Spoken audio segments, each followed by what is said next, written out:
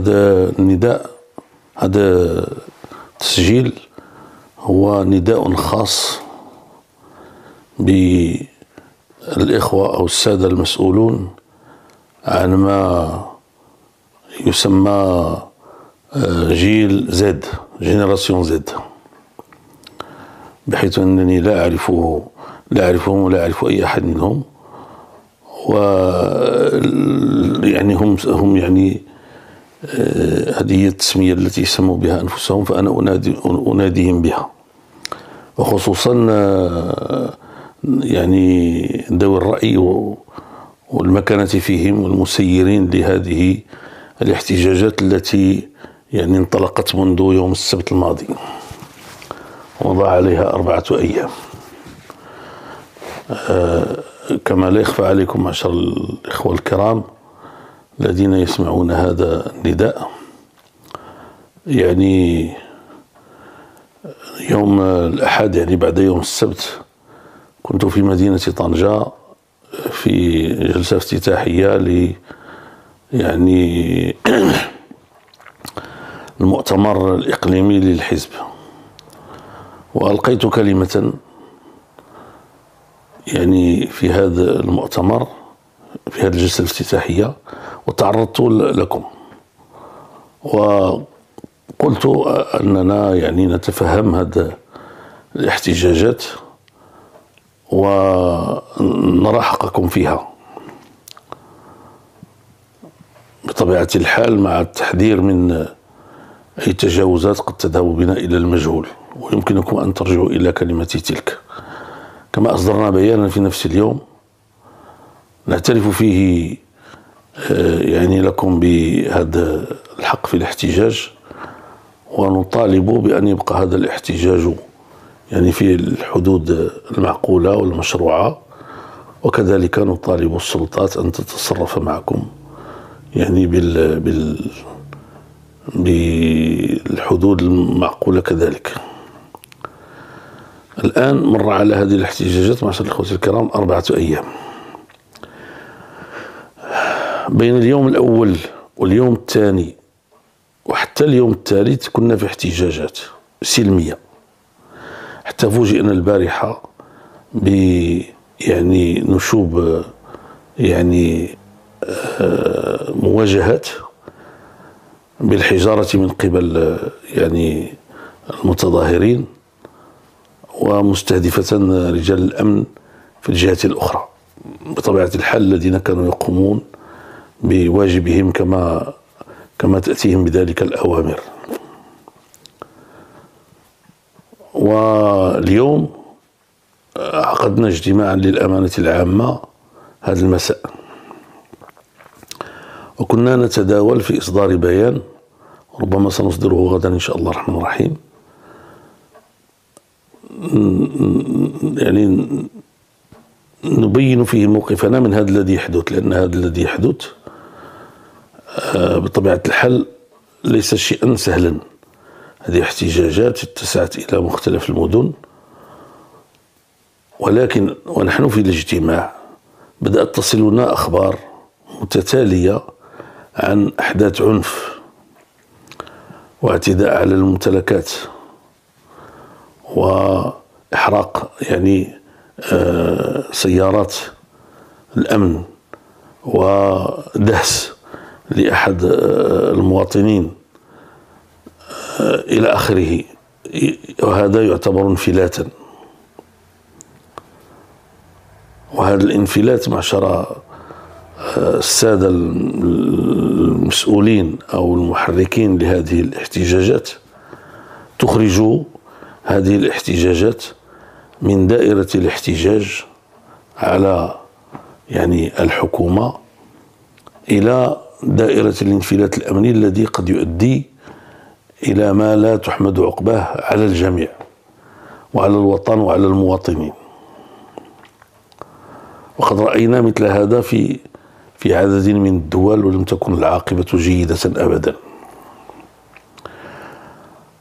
وبطبيعة الحال أنا أحدثكم لأنكم عبرتم أكثر من مرة بأنكم تعملون تحت سقف المصلحة الوطنية العليا، تحت سقف يعني الدستور، تحت سقف يعني الأمور المعقولة التي انبنى عليها وطننا منذ قرون طويلة، وهو على نية أن يستمر عليها إن شاء الله الرحمن الرحيم. أنا أعرف أن ما تحتجون عليه أشياء واقعية، ونحن بأنفسنا يعني لم نتوقف عن معارضة هذه الحكومة إلى آخره، ولكن نقول لكم بصراحة دابا ما بقات القضية لا ديال الحكومة لا ديال حتى شي حاجة. الآن نحن أمام خطر يعني مواجهات عنيفة واعتداءات لا يمكنكم لا أنتم ولا غيركم أن يتحكم فيها. اعتداءات على الممتلكات، يعني في الطرقات إلى آخره، أشياء يعني ولا أظن أنكم تقبلون هذه الأشياء. بل بلغني أنه ربما بعضكم تبرأ من هذه الأشياء التي تقع، ولكن أقول لكم الآن لا ينفع التبرؤ.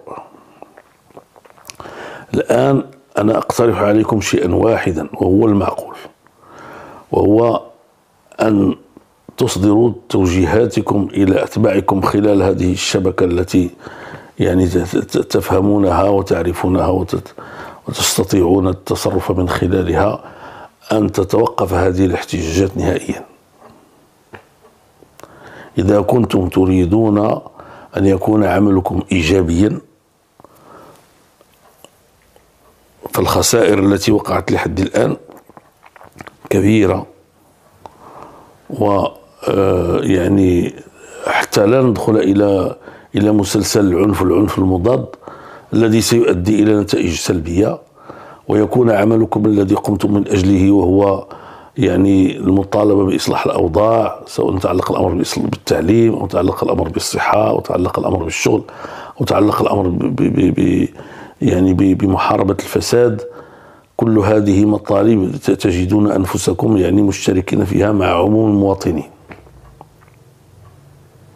لكن ما دام هذا الأمر وقع فيه انفلات ووقع فيه انزلاق، المنطق السياسي يقتضي أن توقفوا هذه الاحتجاجات. على كل حال هذا الذي وقع ستكون له عواقب سياسية يقينا إذا وقفتم هذه الاحتجاجات. إذا لم توقفوها الله أعلم، ستكون له عواقب سياسية لصالح ما دعوتم إليه بدون شك.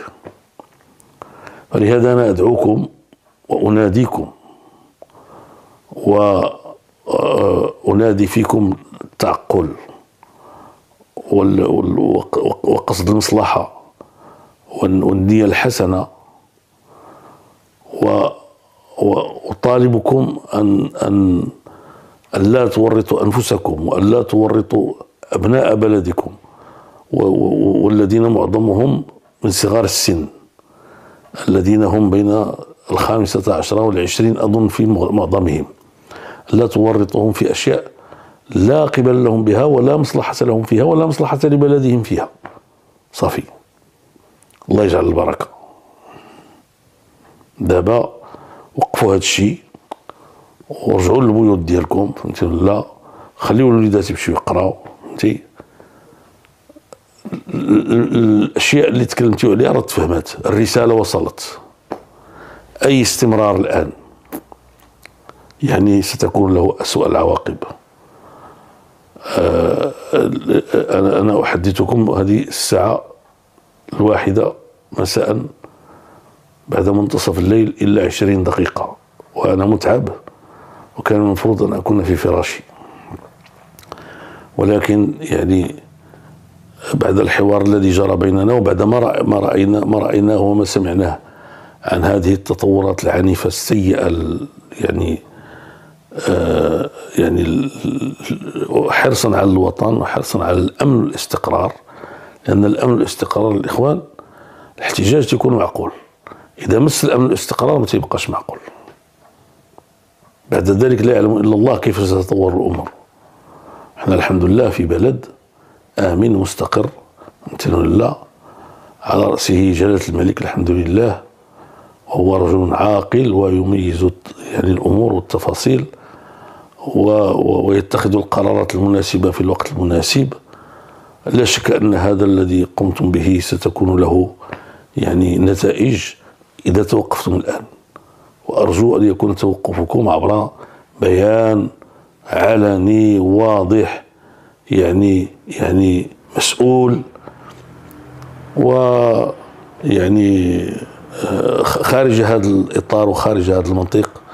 فإنني يعني لا بد أن أقول لكم أنني سأكون متشائما جدا، لا بالنسبة لكم، لا بالنسبة لبلدكم، لا بالنسبة لعموم المواطنين، لأننا ننعم ولله الحمد رغم كل هذا ننعم بقدر من الحرية، وننعم بالأمن، وننعم بالاستقرار، وننعم وهذه أشياء يعني أساسية. والمصلحون يكون عملهم إيجابيا ما داموا يسيرون في اتجاه الإصلاح. فإذا وصل بهم الحال إلى إفساد الأوضاع وتراجعها فإن العاقبة لا تكون أبدا يعني جيدة. السلام عليكم ورحمة الله تعالى وبركاته.